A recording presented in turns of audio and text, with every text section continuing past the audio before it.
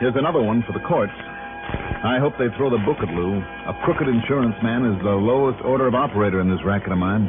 Thank goodness they come few and far between. Expense account total, including incidentals, let's make it 200 even. Yours truly, Johnny Dollar.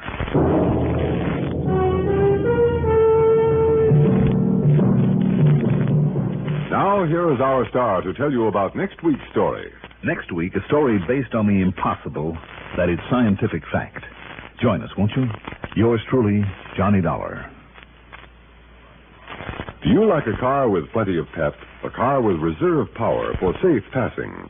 Most good drivers do, but they don't like to pay extra for premium gasoline. Listen, in 3 out of 5 cars, regular-priced Sinclair Dino gasoline matches performance of premium gasolines. Saves you up to 4 cents a gallon. Almost anywhere you see the Sinclair Dinosaur sign, you can save up to 4 cents a gallon with Dino. Drive with care and buy Sinclair Dino gasoline.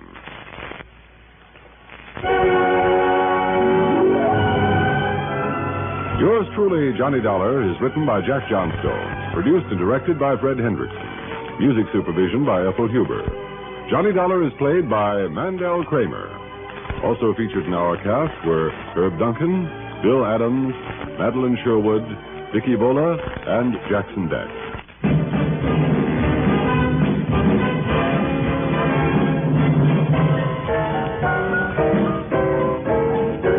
Hello, this is George Lazat. Anyone within the sound of my voice can save right now on a new Ford from Cartwright.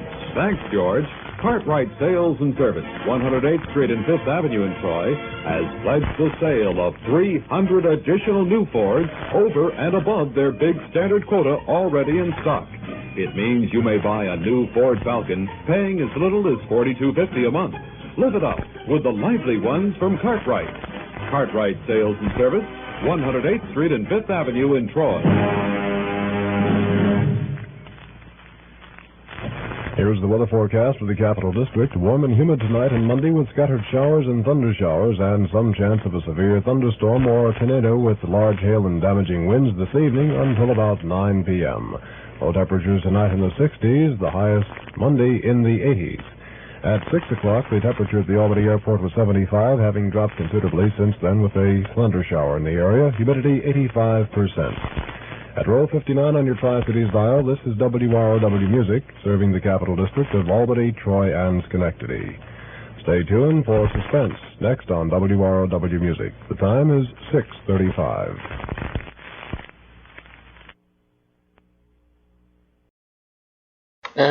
Okay, and so apparently this was originally broadcast, this particular one was broadcast through New York. He said WRW. I have to hear that later. The only one I know out of the Schenectady area of New York would be, I think, WGY on 810, which I listen to from time to time at night. And what are the other ones? Yeah, New York, WEC, WOR. What else? There's another one on 1520, I think. WKBW or something like that. I think that's the call. I'm not sure.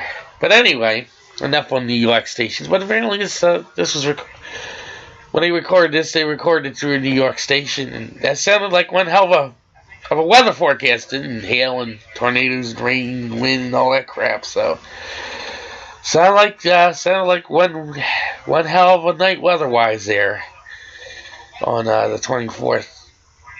Of June 1962. And this is going to be the day after my birthday in 1962, but I wasn't even around at that time. 18th of March of the same year, another Johnny Dollar. And I don't know if it's related to Ike and Mike Candies, I doubt it. But it says it's Johnny Dollar and the Ike and Mike matter. And here we go. Right about now.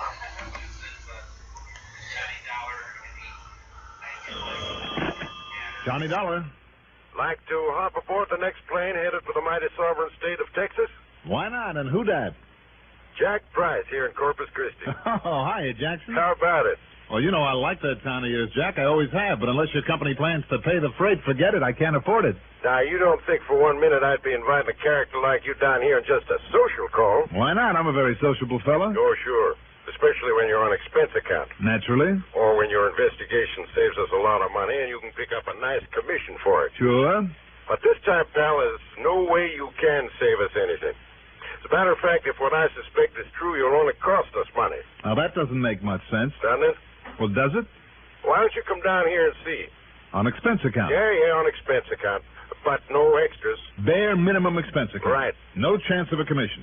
None. But maybe just a nice little service fee, just for old time's sake? No. Oh, now, Jackson, listen, do you really think I'd accept an assignment like that from you, of all people? I cannot tell a lie, Johnny.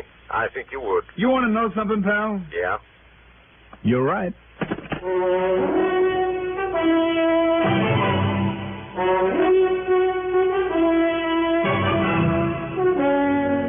The CBS Radio Network brings you Mandel Kramer in the exciting adventures of the man with the action-packed expense account, America's fabulous freelance insurance investigator.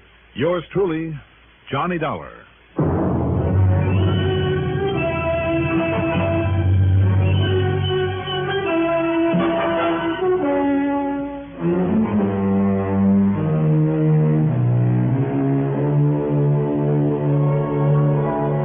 Expense account submitted by Special Investigator Johnny Dollar to Tri-Western Life Insurance Company, Corpus Christi office. Following is an account of expenses incurred during my investigation of the Ike and Mike matter.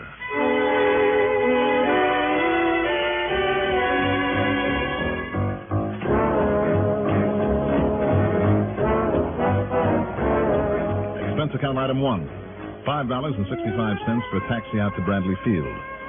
As for item 2, well, in spite of this demand for economy, I'm sure the company treasurer won't object to my not thumbing my way to Corpus Christi. So item 2 is $122.23 for a plane ticket. But to make up for it, after I got there, instead of a taxi, I took the airport limousine to the Robert Driscoll Hotel. That's item 3, $1.35. There I got myself a room, not a suite, mind you, and unpacked my bags. Yeah, who is it? What do you mean, who is it? Come on, open up. Jackson, come in. Hi, Johnny. Now, don't tell me you came around to make sure I didn't take too expensive a room. Sit down. Thanks. It's getting close to dinner time, Jack. Why don't I order up a couple of drinks? No, listen, Johnny. You'd better not. Oh, come on. Don't tell me you were that serious about holding down on the expenses. Well, I was and I wasn't, but something's happened since I talked to you on the phone. Oh? Like what? Well, what I mean is that's too late now. Too late for what? For you to do what I wanted you to do down here to see if you could do. What are you talking about? That is to say, look into this thing and see if I wasn't right about thinking maybe the best thing to do would be just to cancel the policy. What policy? I mean because of what happened just a few hours ago after I called you. Look, Jackson, this bush you're beating around is getting pretty big. What policy? To whom and for how much? And what's the matter with it? Okay. Straight life, Johnny. $25,000, and with the standard double indemnity clause. Yes, I know, for accidental death. Yes, darn it. Well, who's the insured? Well, Johnny, do you remember a character by the name of Lou Livercombe? No, I can't say that. Wait a minute. Little Louie Livercombe, that slippery old stock promoter I chased all over the country a couple of years ago? Yes. And finally caught up with only to have a fast-talking mouthpiece get him off scot-free? The same. Oh, Jackson, don't tell me you issued a policy to a crook like Little Louie. No, I didn't. At least give me credit for some sense. But one of the boys in the office, a new kid, sold this policy to a Mr. Isaac Prellinger, better known around the local pool halls as Smarty Axe. Mm-hmm. And that nickname is a pretty good description of him. No visible means of support, just a smart, fast-talking bum recently in from San Antone. $25,000 policy, Yeah. When I found out about it, I didn't like it, but, well, I let it go through. Then, this morning, in a routine checkup, I found out who we named as beneficiary. Livercombe? Livercombe. No kidding. No kidding. And when the wheels began to turn in this so-called brain of mine, I mean, the fact that Ike bought a policy that big, though he apparently didn't have much dough. So maybe Livercombe put up the money for it on condition that he be named beneficiary with the idea of having him knocked off. Yes. And it wouldn't be the first time a crook like Louis tried a caper like that. But until I could be sure it's the same Livercombe, and the address we have for him is out in Eugene, Oregon. Oregon? Yeah. Boy, then he did clear out of where he'd been working when I caught up with him. Well, anyhow, that's why I called you. I figured if it is the same Livercombe, if you could find some evidence that he was paying for Ike's policy and planning to pull a fast one on us... And on Ike Prellinger. You're right. Then I'd have sufficient reason to cancel out the policy. Okay, Jackson. Let me get some dinner and a good night's sleep. No, Johnny. And I'll run out there to Oregon. Did you say no? It's too late. Hmm? The dumpy little shack over on West Maple Street where he lived alone. Yeah, what about it? Just a few hours ago. Burned to the ground. Oh? And Ike Prellinger was in it. Oh. Yeah. They're sure? Firemen, authorities, they're sure it was Prellinger's body they found there in the remains of the fire? No question of it, Johnny. Who identified it, Jack? I did. Mm. And I checked against the description on his policy. Oh, well, that's a pretty complete description. Oh, Tri-Western really goes overboard on that, Johnny. Not only a complete physical and medical history, but pictures, x-rays, the works. I know. And then just to make doubly sure, I had the lad who sold him the policy go over and take a look. Mm-hmm. So there's no question of it. The man who died in that fire was Ike Prellinger. So now we'll have to pay off to this Louis Livercombe. Like I said, Johnny, you got here too late. Maybe. What can you do about it now? What started the fire? You remember Pete Frawley? The arson squad? Yeah, one of the best. Yeah, I know. Pete says it was accidental and typical. Ike got himself drunk, fell on the bed with a lighted cigarette. First went the mattress, then everything else, including him. And Pete is sure of that? He's already made out and signed his report. Oh, he should know. He does. Well, I think I'll talk to him anyhow. Well, by all means. And I know what you're thinking. If this beneficiary is the same Louis Livercombe... There almost has to be something fishy. Jack, how about if I rent a car and then meet you over at your office? You want me to have Pete Frawley over there? No, I'll dig him up at headquarters. But first, I'd like a look at the policy involved on this one. Okay? Okay, Johnny. Anything you say.